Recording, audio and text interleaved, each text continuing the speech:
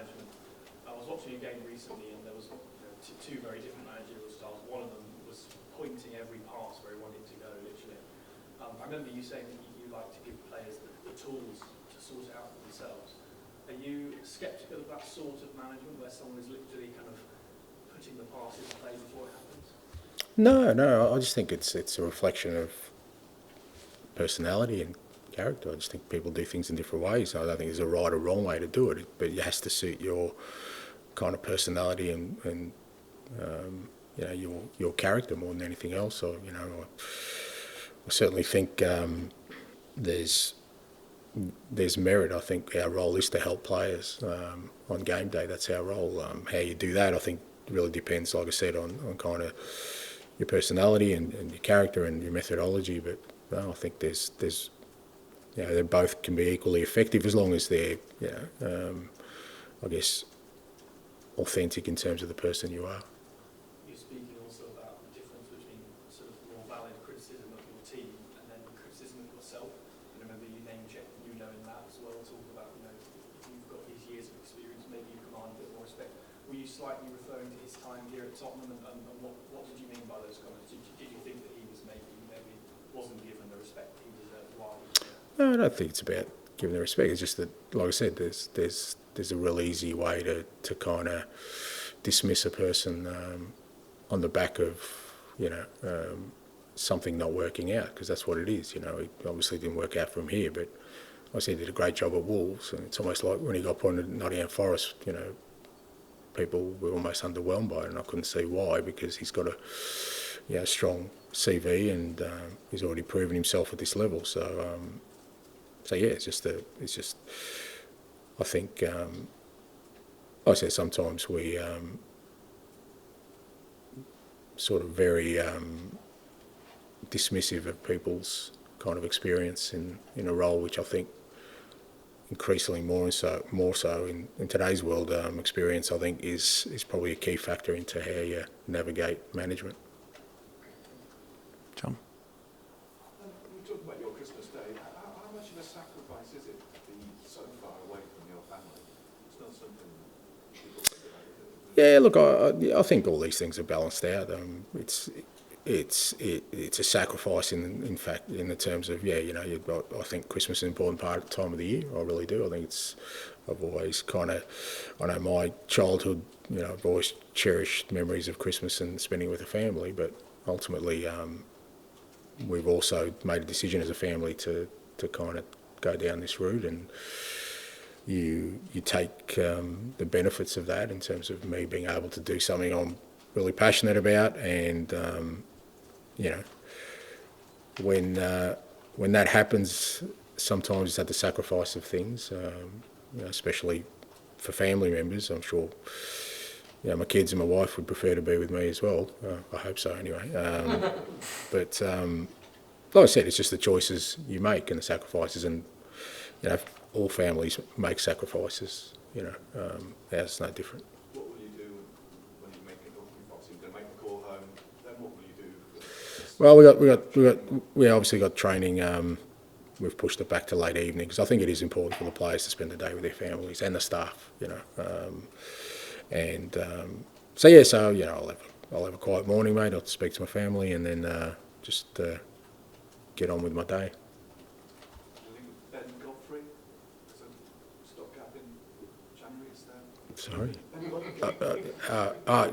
No, we're starting naming players, are we? No. Let's wait till after Christmas for that. Okay. Thanks.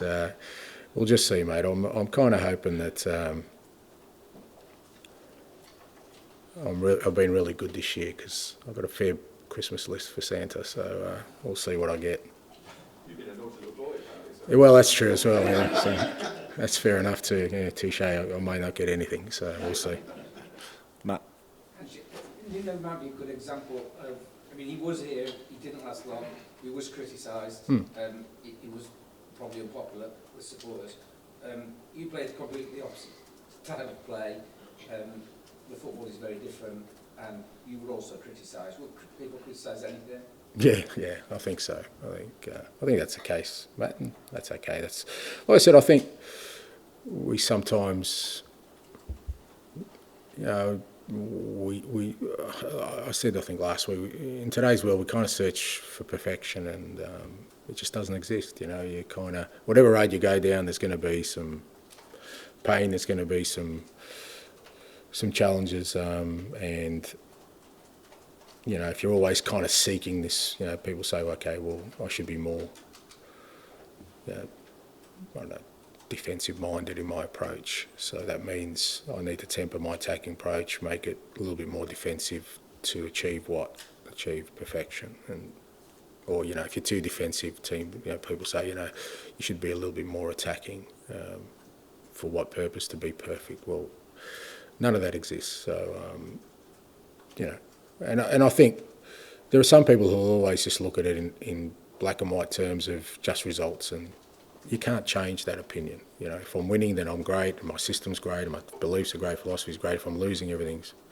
So, you know, like I said, with these kind of things, I tend to sit in the grey of just saying, well, let's just see. You know, maybe we'll end up being something nice if we let it grow. How do you view the table, the league, the competition at this point? Take Liverpool out, it's all very close and confused. Yeah.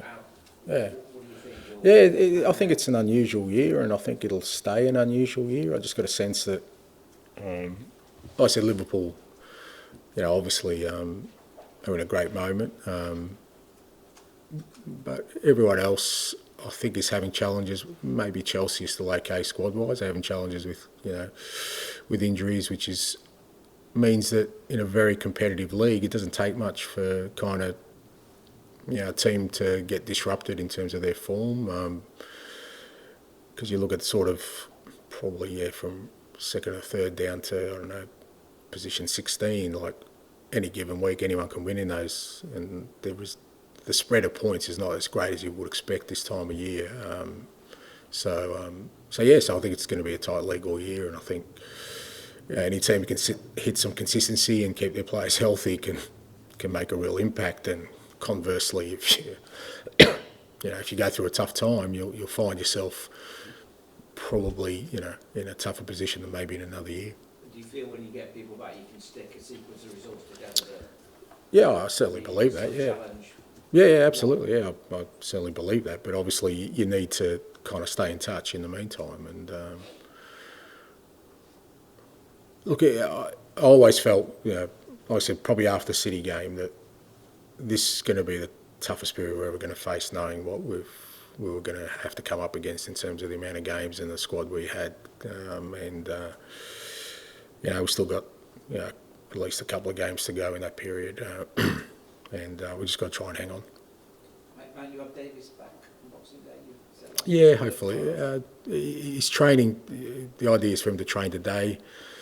Again, I just can't risk any more injuries. So my gut tells me, you know, if he trains today, it's only really 2 sessions with the team before Boxing Day. Probably wiser to save him for the weekend. But the plan is to have him training and potentially be available. And we'll finish with Gary, please. You said in the sort of broadcast about when you sort of have a result like that on Sunday, it weighs people around the club and it weighs on you. How does it weigh on you? How does that affect you as a person? I mean, we know it affects fans and like, but how does it? You're the one that's taken it home.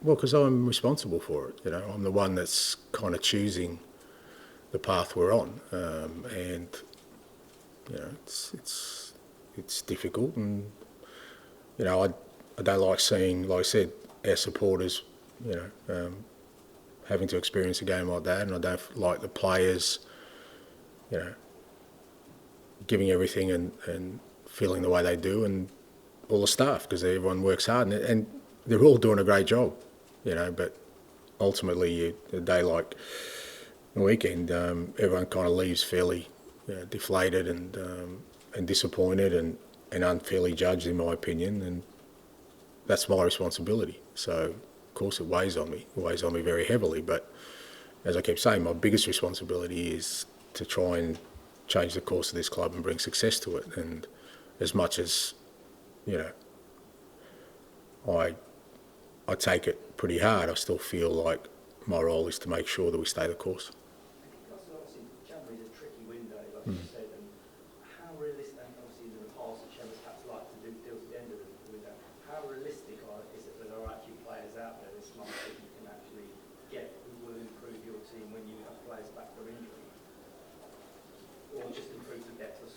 Well, yeah, I mean, I think there's two different questions. I think improve the team may be a bit challenging, but improve the depth of our squad. I think there's always possibilities out there. I think it's a bit more challenging this January because of the way European football's set up, because sometimes in January you would have find maybe a couple of clubs out of Champions League contention that were thinking, well, you know what, we're not in the Champions League, so maybe just release a couple from our roster, and you know, so that doesn't exist now because all European competitions are kind of still in the balance. So that probably adds another layer of difficulty to it. But you know, we'll endeavour, because I think you know, there's definitely a need for us to reinforce. We'll just see, you know, how successful we are in that. Thank you. Okay, thank you guys. Merry Christmas, everyone. Safe. No worries. All the very best. Thank you. Merry Christmas, mate.